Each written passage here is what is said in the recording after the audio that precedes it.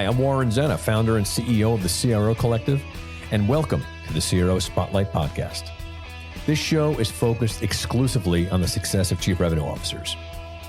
Each week, we have an open, frank, and free-form conversation with top experts in the revenue space about the CRO role and its critical impact on B2B businesses. This podcast is the place to be for CROs, sales and marketing leaders who aspire to become CROs, and founders who are looking to appoint a CRO or want to support their CRO to succeed. Thanks for listening. Now let's go mix it up.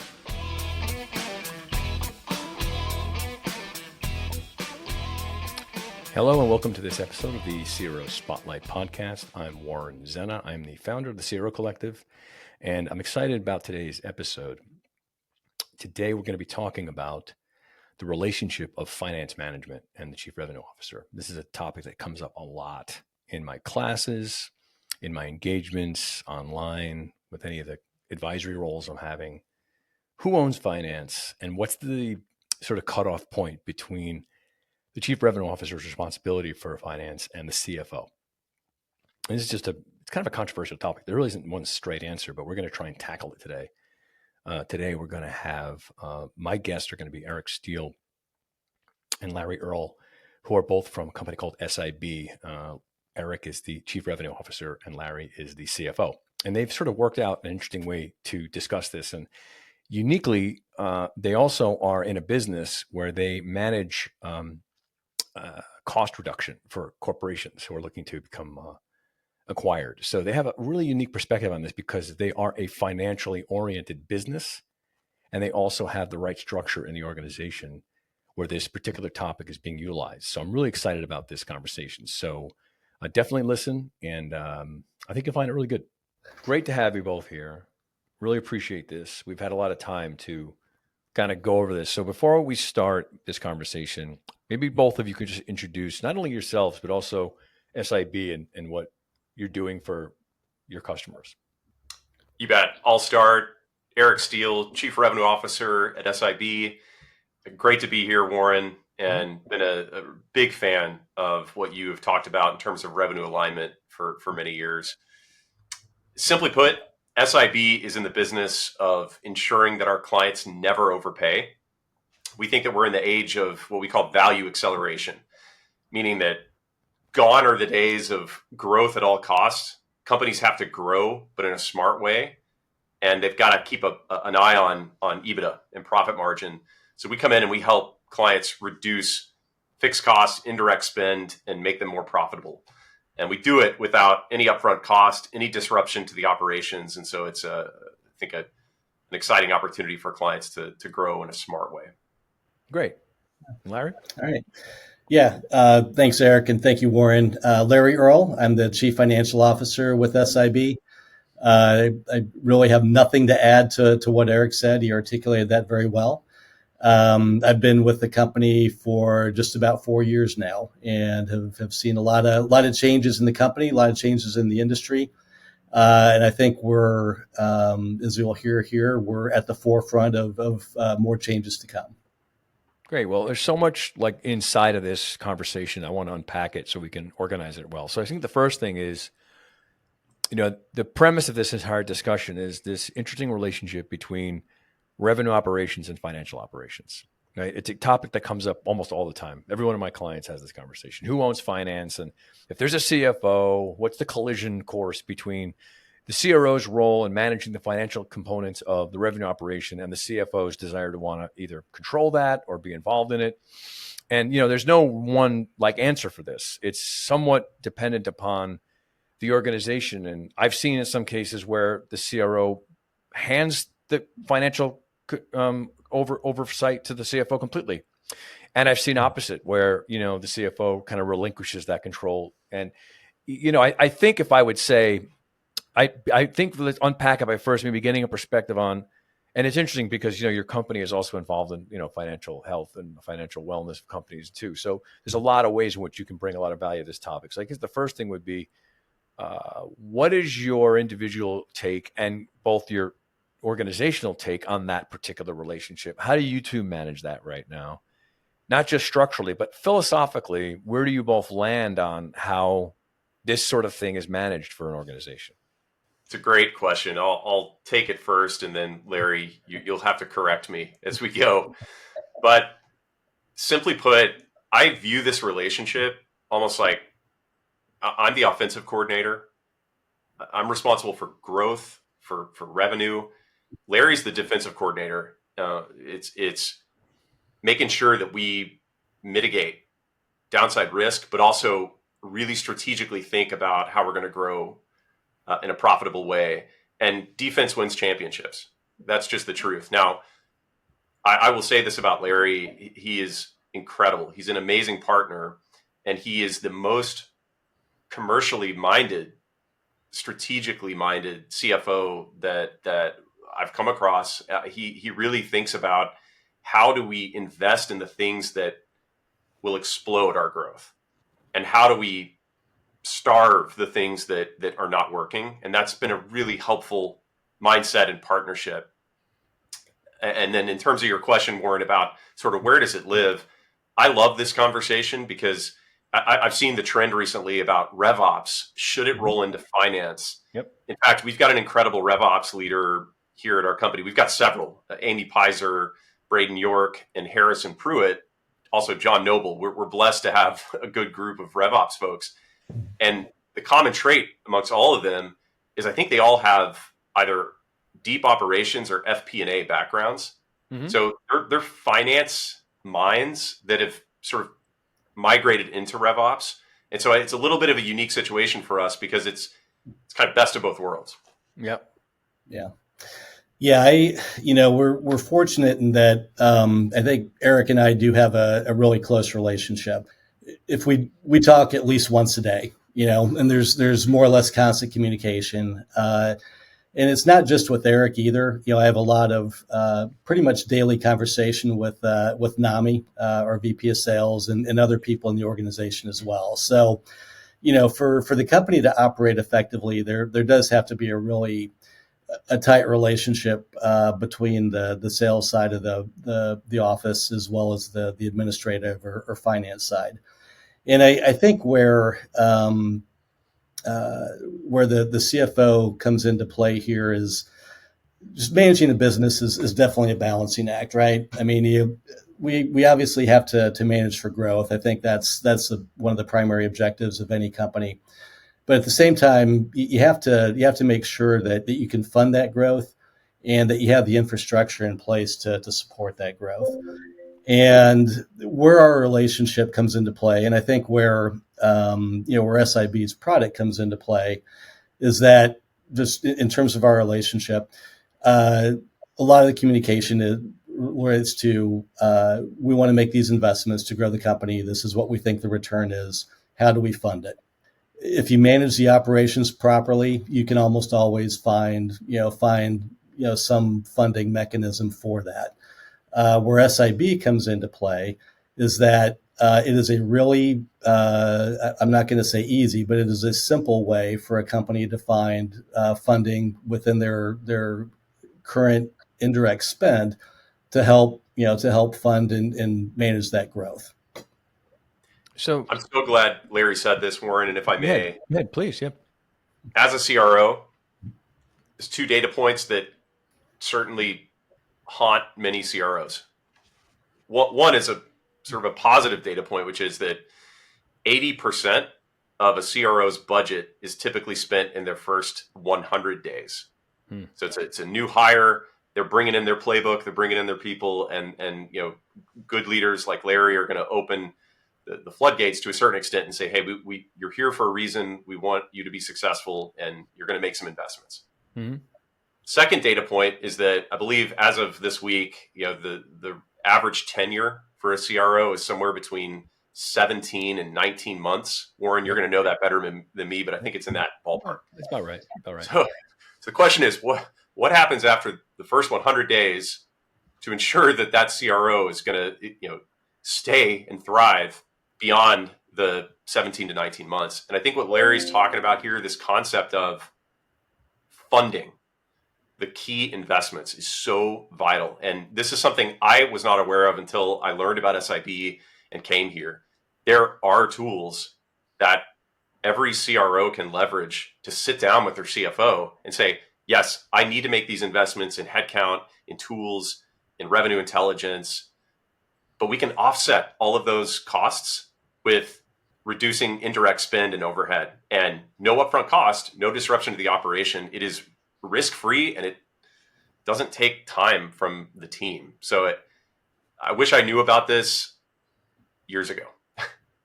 Yeah, it's really interesting, right? Because again, like a lot of the things you're talking about are unique to your business because of the services that you provide and the sector that you live in, that you have people in your organization whom are already financially minded. So if they can do the talent stack with a RevOps competency on top of that, it makes them uniquely qualified to help you. But most organizations don't have that benefit. The other thing you also clearly articulated in this introduction here is your relationship, right? And I think everyone would probably guess that the first thing you have to have is a good relationship between the CFO and the CRO. That's key. And I think that if there's probably going to be any organizational, friction point in any organization between people who both control finance. I mean, this is like an area, like it's a really emotional part of the business, right? Everyone's got like a real big emotional contact with that part of the business. Someone's trying to grow the finances. They're under pressure to grow them. Someone else is trying to save money all the time. They're under pressure to save money. And these are highly, and I'll use the word again, very emotive, parts of the business that bring the most tension to the company. As a matter of fact, I'd say almost all of it is all financially oriented, because after all, the business's objective is to increase growth. And any way in which that's being infringed is going to create friction with people. And so most of my clients who I speak to don't have the benefit of having that sort of relationship. Matter of fact, many times it's different, where a CRO comes into the company and there's already been a CFO there for a while who's already grabbed a piece of pie that they're controlling. And the CRO now has to, worm their way in or persuade their way in or make a case to say why the CRO needs to have some nominal control over a part of it. And there's a little bit of a push and pull. They're both holding a purse and they're both pulling on the purse, and it doesn't really kind of work. So I would say is, what would your perspective be on that? Like, let's say you're speaking to a chief revenue officer who comes into an organization where there's an existing financial organization. There's a CFO who's been basically given the, God's hand to run the entire financials of the organization. And the CRO knows that in order for them to be successful, I need to have some control over the way I manage revenue budgets. And what's the way in which you'd recommend from a process standpoint, or even like a framework standpoint, of how those two things could be managed in a way that makes everybody happy and gets the best results for the business? Such a great question. I'll start with, I think it begins even in the interview process. And Warren, you talk a lot about how critical it is for CROs to ask very specific questions throughout the interview process to even understand that expectations are aligned going into the role. So I think it starts there. In meeting Larry during the interview process with SIB, it was immediately apparent that first, he understood what the CRO role was. And I have to give credit to Larry, to the whole executive team and SIB for understanding that this is about revenue alignment. It isn't just a sales leader. It is a leader that can help connect silos: revenue, sales, marketing, client success, integrate it through revenue operations and grow in a smart way. He knew that. He was very clear-eyed about that. And so our conversations, even in the interview process, were around, how do we identify those levers of growth, invest in the ones that are going to give us upside to help us grow in a smart way, starve the others that won't. And, having those discussions in the interview showed me that, as we kick things off, it's going to be a partnership that's going to work. And then Larry said it earlier, we talk at least once a day, and that is so important. Just a constant open door of conversation. Larry will often email his thoughts on, hey, this last month, great job on these different areas. This is something we've noticed could be a future blinking red light. Let's look at it.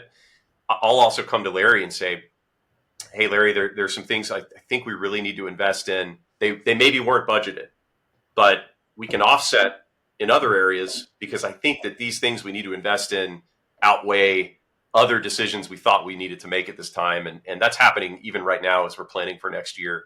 So it's just a constant communication, a trusted partnership, but starting that in the interview process, even before you're here. Yeah, that you raised such a good point with that, Eric, because in the interview process, one of the key things that we look at is not just technical skill or work history or anything like that. We look really closely at the individual's ethics, the type of person they are, how well they would fit in with our group or within the team.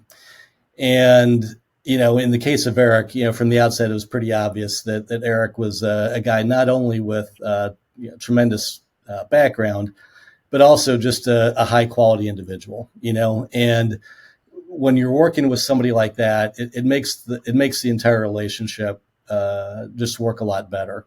We were able to quickly determine right from the outset that we were all very much aligned on what the goals of the company were and what success meant.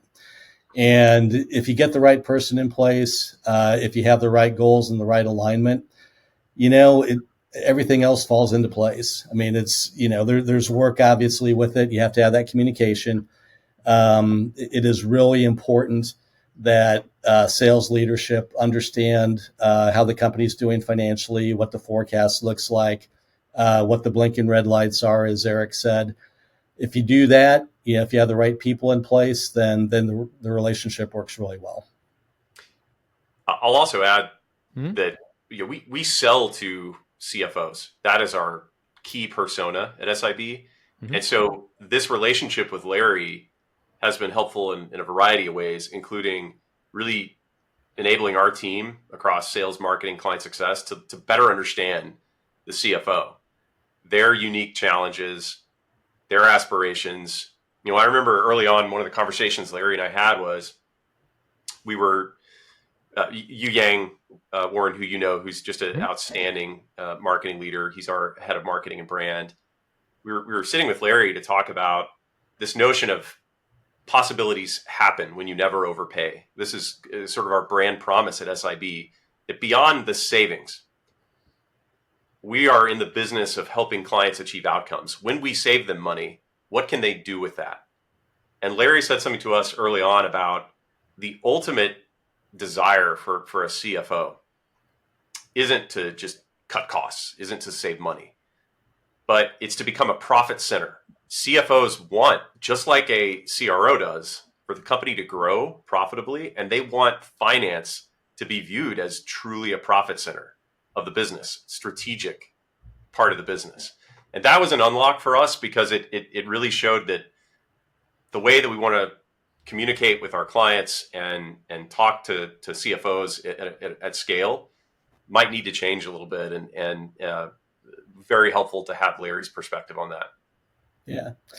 And one other thing I'll touch on. I love sales. I mean, I find it absolutely fascinating, the whole process. Part of it is because I could never do it myself. So I really admire people who have that skill. It also helps that I've been married to a salesperson for the last 25 years or so. So, every night we talk about our jobs. Yeah, I hear her frustrations. And a lot of those frustrations are customer oriented, but a lot of them are internally oriented as well. And a lot of it comes down to just nobody. It's not necessarily that anybody's doing the wrong thing or that, that people have different objectives. A lot of it really does come down to communication. And, there are things that she perceives out in the field that are completely at odds with what's really going on inside the office. So because of that, it helps me to understand Eric and the other people's viewpoint on the team, and to kind of bend over backwards to make sure that we're properly communicating and helping them understand what's going on the other side of the house. Which is good. So, it's again interesting because the scenarios I find myself in mostly with my clients it's much more antagonistic. A lot of turf wars. Controlling the finances is there's a lot of control that comes with that. And I guess I'd be interested in knowing, maybe independently or maybe even reflecting on your own model, What would, like, if you were speaking to a CFO and a CRO and they were maybe amenable to a discussion around some sort of an arrangement like this, what is the specific structure that you'd suggest? I mean, I asked the question like this, right? So you've got, like, let's say, like almost like a Venn diagram. You got finances, which is like the whole bucket, everything. Then you've got revenue finances, which is a part of it. So how would you, and I know you can't engineer this completely, but I'd love some insights into like a way in which you'd suggest those two leaders, let's say, divvy up the territories in a way that makes it not just one where both are amenable to each other, whether there's control issues or ego issues or whatever, but also just how that relationship would generate greater results for both of them, so that there's a mutually beneficial way that the process could be generated, that neither one has to sort of give up anything, but the combination of these two forces on that one focus of the business is actually better. I'm curious to know if you can provide a little detail around that. I'll provide just a story that's in flight right now, and I don't know that I have the definitive answer. I'm sure Larry might actually, but I'll tell you what's been really helpful as we were doing planning, as an example. The structure that we sort of developed in partnering with Larry is Larry's got an outstanding team, FP&A, controller resources, strategic finance folks. And so what we've done is we've actually aligned individuals from his team directly to the department leaders from the revenue side. So I have a primary contact. I mean, Larry and I talk constantly. I also have a team member from his team that's sort of a liaison within finance. Our head of channel sales and partnerships has a liaison with Larry's team. So does our sales leader. So does our marketing leader. So does our client success leader. So we have these dedicated sort of liaisons that, as we've been planning for 2025, become just one-to-one resources. The budget planning process for us has been completely collaborative. It was initiated by finance as a, hey, here are the steps we have to take over the next 12 to 24 months. We're going to start this process. But the heavy lift was the actual analysis and discussion around what we needed from a revenue standpoint. And that became like what drove the conversation. That then went back to finance for a dialogue on, hey, this is great, but have you thought about this? I would describe it as collaborative, but I do think that the individual alignment with folks from Larry's team, with our department leaders, was really helpful and efficient. Got it. So, Yeah. Larry, I know you probably have some thoughts. I just want to have a question on that point because I want to make sure I don't miss it. Is how do you report finance to the board and the CRO, CFO, CEO when you guys are both? I mean, do you do it like as a tag team, or Larry, are you really the one who brings the full financial picture of everybody, and you include Eric's in it? Like, what's the way the sort of reporting ownership structure looks like to people whom you report up to? Yeah, I think is specifically in terms of reporting to ownership and upper management. That really is primarily a finance function, at least with the financials, obviously, in some of the key metrics. We have a monthly review call with Rourke, our private equity owner, primarily centered on financials, but also some of the key KPIs that we look at for the business in terms of order intake and things like that. We do have quarterly board meetings with Rourke. During those meetings, really, they've seen all the financials before, so we spend a very, very limited amount of time on the financials during those meetings. The meetings are primarily focused on operations and sales. And I think within that, Eric and his counterpart on the operations side take the lead. And there are a number of KPIs that Eric and our COO will go through as part of that meeting as well. Got it. So, because I know that the issues that I've seen come up with my clients is, okay, so in this case, let's say Eric is running his own financial analysis on the way he's going to build out his go-to-market strategy, how much technology he needs, the bodies he needs, the marketing dollars he needs, the amount of salespeople he needs to hire. And I understand that you guys are collaborating on those decisions. I'm sure it's a collaborative thing. Then, Eric, when you're doing your board presentations, are you including the financial components of it independently of Larry's? And I'm asking you specifically because these are the sort of things that I get asked a lot is what's the carve out? Like, it's almost cutting up a turkey, which is the piece that goes and how I can imagine, like, if you're not on the same page as your CFO, you really want to make sure that whatever it is the CRO is saying, you can back it up and you feel like they're saying the right thing and they're going to like support your narrative. That you need to be able to be on the same page with this stuff, right?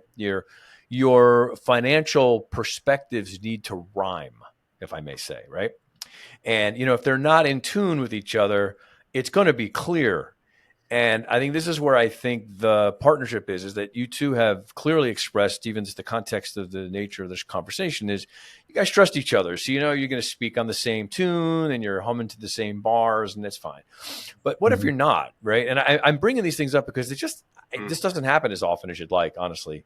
This is a contentious thing. And I know I'm harping on this, but I know that my audiences are really clamoring to kind of figure out, like you said, one thing I feel strongly about is you have to do the due diligence up front. I mean, I would ask this question if I'm interviewing for a CRO job, first thing I'm asking is tell me about your financial, organization right now. Who's the CFO? I want to meet him, and I want to find out what that particular person's relationship is to me and what their opinion is about my role. And if we're on the same page about it. And I think those are obvious opportunities for some red flags that might have me jettisoned from the opportunity. But if they're in sync, well, then what's the carve out? And I know everything's going to be unique, but I sort of, I'll leave it with that because I know I got 3 or 4 other things I want to talk about, but this is something I think operationally, when I'm talking to my clients about, and you, Eric, this, increasing the scope of the CRO role, which already for a lot of people is like new news to them. It's like, well, hold on a second. You're not going to run sales. You're going to run the whole thing. Well, now all of a sudden the financial conversation is very pertinent to that discussion. It's not just I'm just running my sales budgets and forecasts, which, that's a given. I'm going to do that. But now I'm running a revenue operation, which has operational cost. It has staffing cost. It has technology cost. It has, revenue projection numbers, and it has all other things associated with it that could, in some ways, supersede other financial conversations because that's the customer-facing part of the business. So again, I might be rambling about it. I have to make sure that I'm asking the question as best I can here. This is the root of this whole conversation, right? That this goes back to exactly as you said, Warren, due diligence, identifying, uncovering some of this in the interview process. If you're a CRO or an aspiring CRO, making sure that you meet the CFO, making sure that there's alignment. I remember having a conversation with Larry early on in the interview process where I just set some expectations saying to Larry, hey, I think based on what I've assessed here that we likely have to make some investments here, and here, and we need to do those early. What are your thoughts on that? And we had a great discussion about it. And even just the discussion and his willingness to have it at that moment was an indicator to me that this would be a good partnership. Yep. Right. Fast forward now in the role, and I keep coming back to the planning process and budgeting for next year. This is a great example because it's just real time. We're doing it right now. Having alignment, Larry and I talk about things like, all right, percent of total revenue for marketing spend, sales spend, compensation, cost of sale, getting aligned on some high level ranges and sort of benchmarks as like a starting place and having a discussion about that. What I've appreciated with Larry is he will say, look, he uses the term, the Mendoza line. We know that there's an EBITDA margin we must maintain and grow, of course, but maintain. We know what our revenue goals are, and between those revenue goals and that margin, there's room for some creativity and for some levers that we can pull. And I've appreciated that's how this partnership has really been working, where it's like we have clarity around where we need to be and where we must stay above. And there's flexibility in a partnership around how we're going to go get there and what levers we want to pull, right? The headcount lever, the productivity lever, the marketing and advertisement lever, the organic growth or the M&A lever. There's a lot of discussion around all those points, but there's flexibility in terms of how we're going to get there. Yep. And Warren, you mentioned earlier kind of the Venn diagram in terms of the responsibilities of the CRO and CFO, and there is that middle section, right? Where they intersect, and I think kind of on which side of the diagram that goes to largely is driven by the experience level, the skill set, the interest level, quite honestly, of the two people who are involved. So in Eric's case, Eric's an experienced CRO. He understands numbers. He understands the rev ops function. So from my standpoint, logically, because Eric is ultimately responsible for driving revenue and managing his that part of the operation, it makes sense for RevOps to report up to him and to have a dotted line to me. So he'd have primary responsibility for that. Doesn't always have to be the case. In other positions, I've had RevOps report up to me and it's worked just fine. But that was with a less experienced sales VP where I had a little bit more understanding of how the proper role that RevOps could play within the organization. So long story short, it's somewhat dependent on the individuals. Definitely. I'm just curious, generally speaking, philosophically, do you think that RevOps should report to the CFO or the CRO? I would say if you have the right CRO in place, it should report up to the CRO, in my opinion. Okay. And why is that? I'm just curious. Eric, do you agree? Do you agree with that, Eric? I do. I think it's unique here. Larry just said it. Based on the personnel we have basically FP&A folks that also happen to be RevOps folks. That's very unique, right? Mm-hmm. Very unique. Like they're coming at. I mean, one of our actually two of our RevOps folks are CPAs, and that's different. And so I think in the absence of that, it could make sense for that function to report to the CFO. And also personnel wise, Larry said it earlier, he has a deep understanding of sales and the commercial side. So that's different. And having RevOps aligned to him because of his background and experience is great. That's not always the case, right? That's rare. It almost makes me think a bit. It's interesting just here right now in this discussion, like RevOps people having some financial background would make them really superpowered RevOps people. Yep. Mm-hmm. Totally. Someone who came out of finance or came out of like accounting and they're very complementary skills. It's the same part of your brain that's being utilized in a RevOps role as that is too. It's just it's the same type of thing. So I could see they're complementary. It's not like someone's like a sculptor and a RevOps person. It's like two different types of the brain. But I think that would be an interesting way if I'm a hiring manager on a CRO, a CRO or a revenue team, looking for RevOps people that have that competency would make them really powerful. It's just an interesting insight. So I want to switch gears because you talk about your organizational focus, which is on revenue. Growth acceleration and profitability, et cetera. And my understanding is your target not exclusively your one of your big targets is PE firms, correct? Correct. Yep. Okay. So let's talk about that a bit. I want to get a better understanding of contextually, like what the PE firm perspective would be in unlocking the power of CRO and the CFO and the companies that they manage, and like why that's a benefit. I don't know if that's something that is being thought of in that way. If I were to call a bunch of PE folks I knew, and I were to say, hey, when you evaluate companies you're managing, how do you view the relationship between your revenue operation and your finance operation? I'd be curious to know what they say. I think that you may have a unique perspective on this. Yeah, I think this is a golden question because we know right now in private equity that there's a couple different forces at play. Number one, I mentioned earlier, the growth at all costs sort of mantra is gone. Yep. The mandate for PE firms and their portcos is smart, profitable growth, value acceleration, not just value creation. It's no longer marginal EBITDA growth annually. It's quarter over quarter EBITDA growth. That is aggressive. That is difficult. That would require total alignment between finance and the revenue org, which I imagine is very rare. We were with a large PE event earlier this week and talked to deal teams and operating partners. And one of the operating partners said that they anticipate 70% of the time they'll replace leadership after an acquisition. Mm-hmm. So if you think about that, you acquire a company, you 70% of the time you were cleaning house and building a new leadership team. And while that's happening, you have to grow quarter over quarter EBITDA. It's extremely difficult.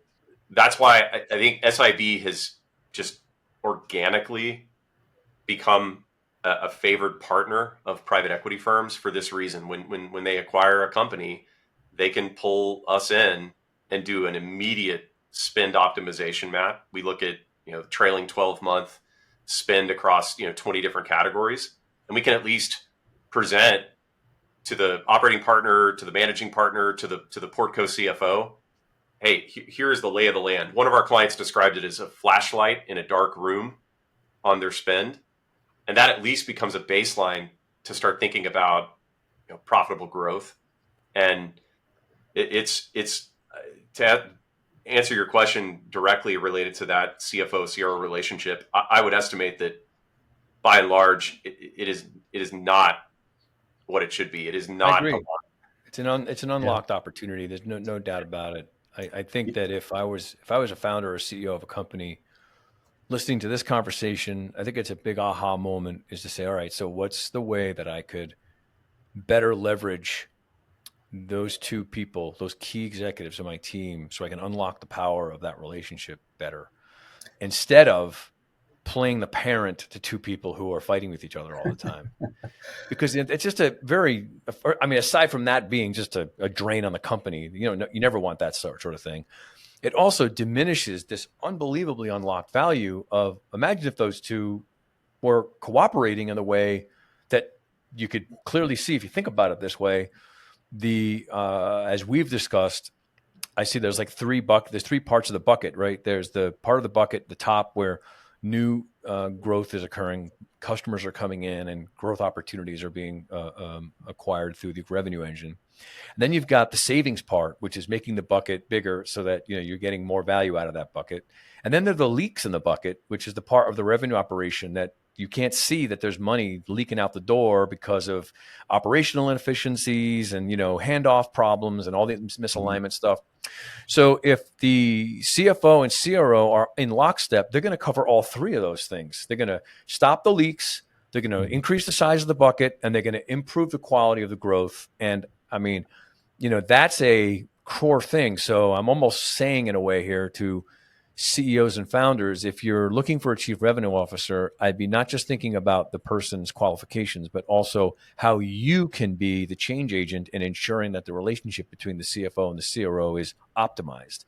And that's a key thing. And I think I could see if I'm a PE firm and I'm managing a portfolio of companies, this just makes perfect sense for me to look at it from that perspective. And you guys seem to have, interestingly, have a very unique ability to do that because of the way that you go to business with people. So it's a really, really very potent opportunity. I've been thinking about this quite a bit since you and I started talking about this, Eric.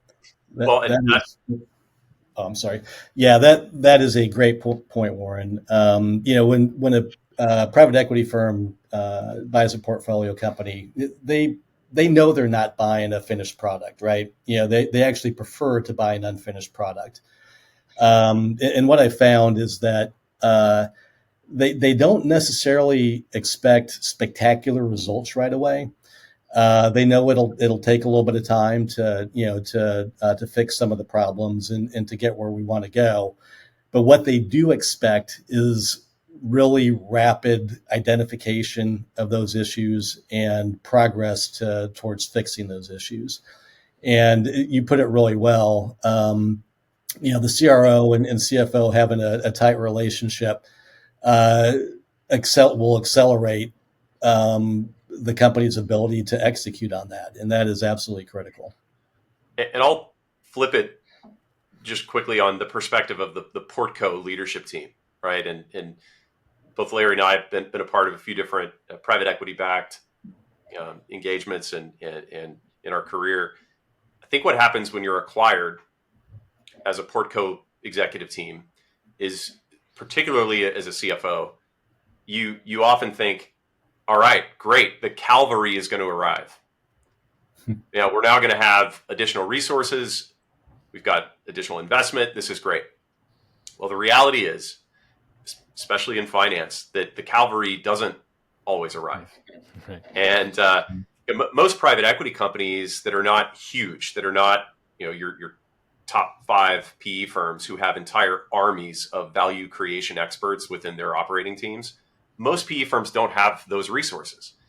You'll have an operating partner that's maybe spread across 5 portcos, and they have different levels of experience and backgrounds.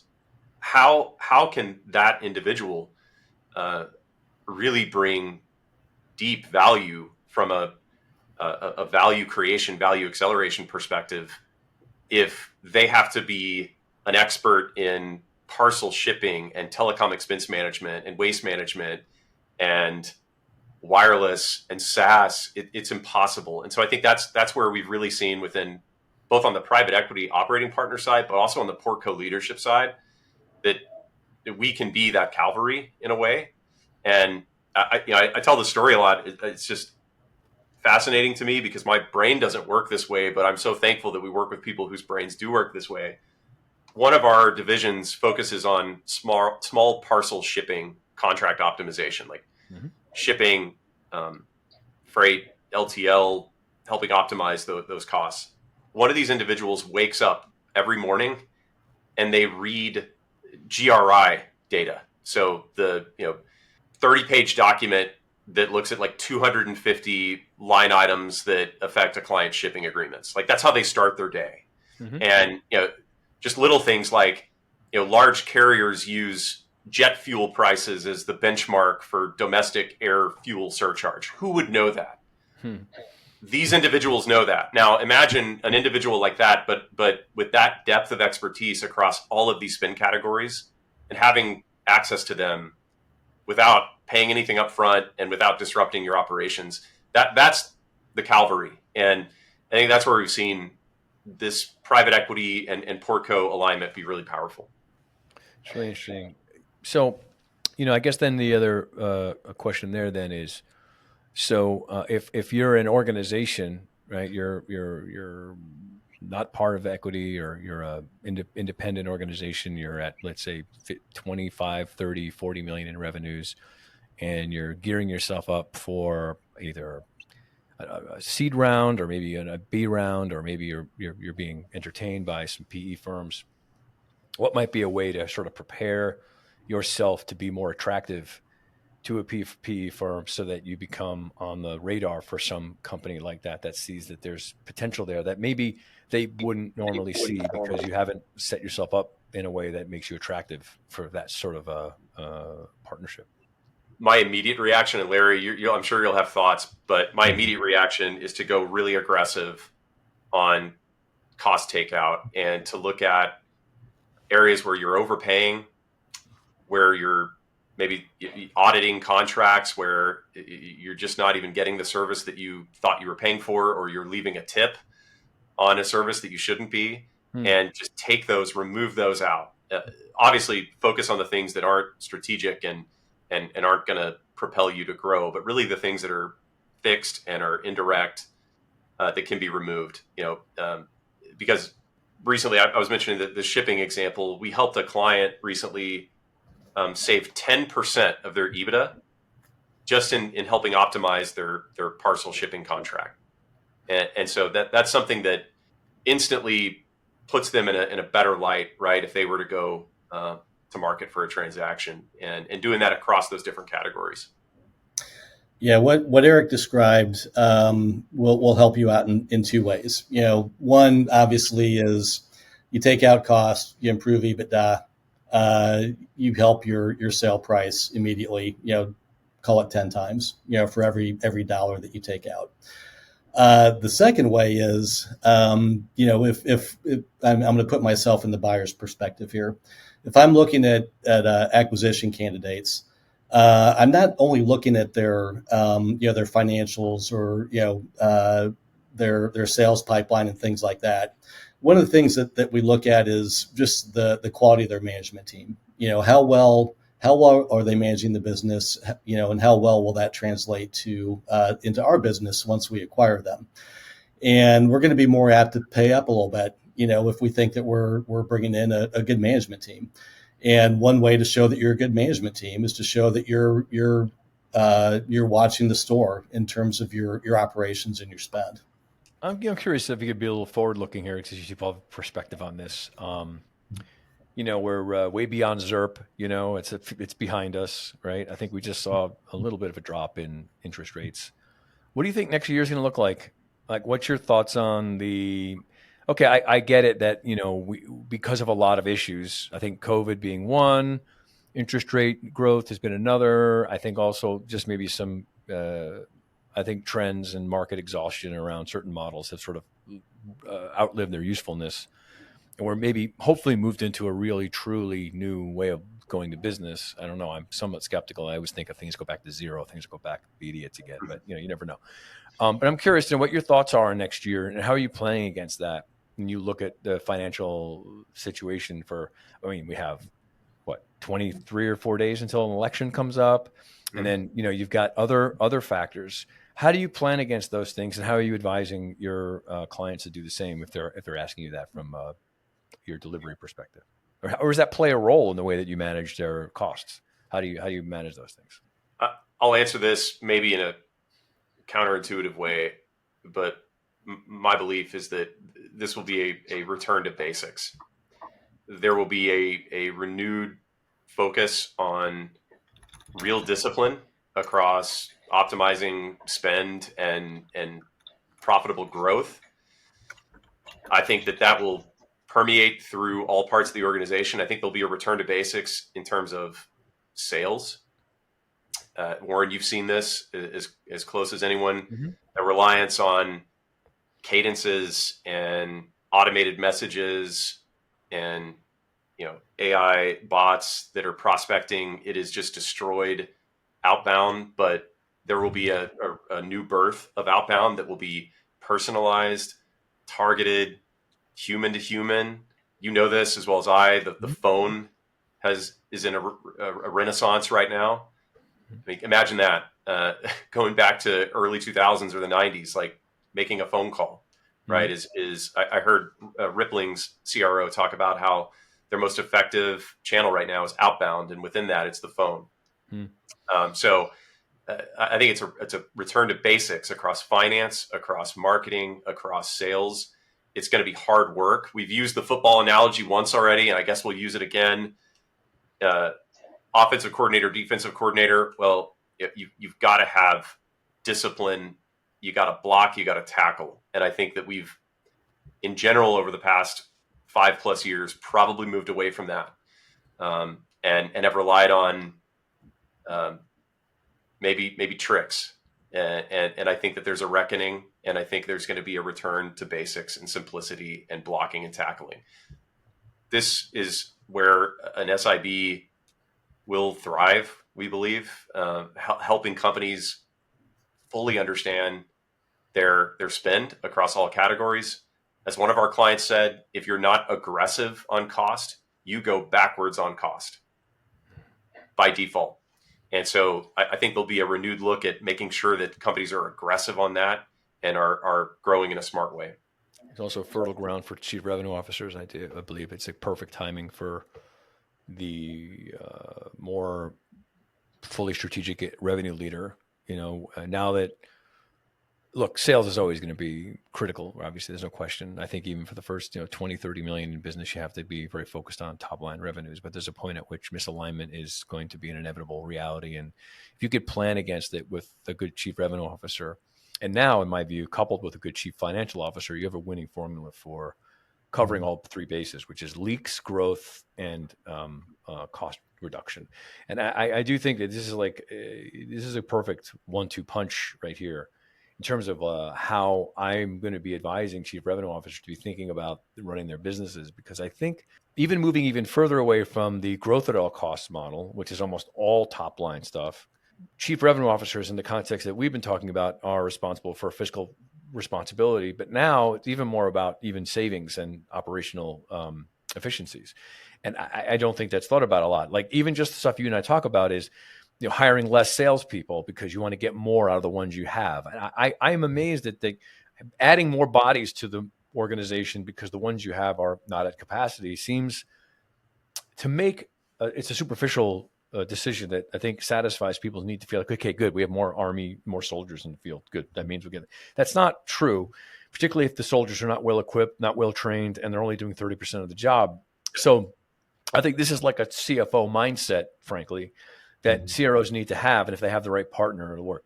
So just before we close up, because this has been amazing, a little bit more about your organization. So now you've made like a number of acquisitions, like you're on the growth spur. I'm just curious to get a little bit sense of like what that track looks like for you guys.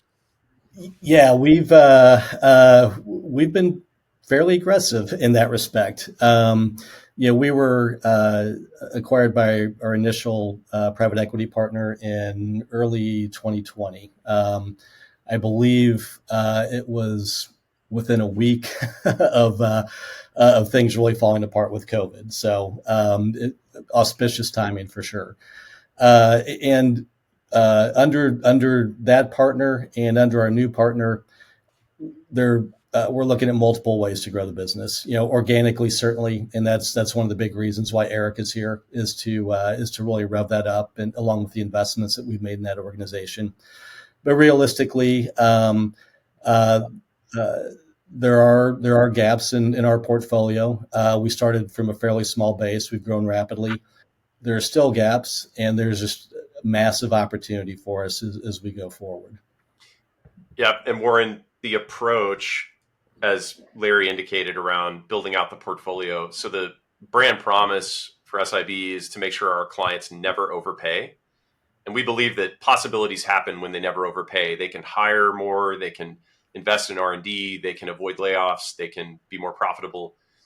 And as we think about all the spend categories that we help with, that's where we really are going to be bolstering. So today, we can help a client optimize like the route of a trash truck, and save them money. We can, with Getita, who is the category leader in FBA or fulfilled by Amazon reimbursement. Amazon is always changing different language for sellers, and Getita is helping basically track that in real time and make sure that whatever is lost in transit is captured and can be reimbursed. One of our business units focuses on just reconciling like every line of a utility bill to find errors. One of our business units, they're obsessed with like bank treasury fees and making sure that they identify those and can negotiate better fees. And so you can imagine, I think, from a M&A perspective, just the continuing to broaden that portfolio as a single platform, as a one-stop shop, so that a CFO can sit back with their team and say, we don't need to be experts in 35 spend categories. We can bring these guys in, look at the spend, optimize it, and we can focus on being a profit center and being more strategic, as Larry said, kind of is that goal, that aspirational goal for CFOs. Well, again, I want to thank both of you for being here. It's a great conversation, really critically important conversation right now, I think, on many fronts, right? Aside from some of the regulatory components of the CFO and CRO relationship, but also as you move into next year and kind of get ourselves fully immersed in a full year of this kind of new way of going to market. This is certainly a really fresh perspective. So I want to thank both of you for being here. Again, it's Eric Steele and Larry Earl from SIB, and that's aboutsib.com. And thank you again. Thank you guys for being here. Warren, thank you. And I'm a big fan, and I've learned a lot from you over the years and really appreciate all you're doing. And I want to wish you also a happy early birthday. Oh, okay. Thank you very much. Yeah. Thank you, Warren. Didn't realize it was your birthday. Yeah, it's coming up. I really appreciate it. Thank you so much. And we're going to be talking soon.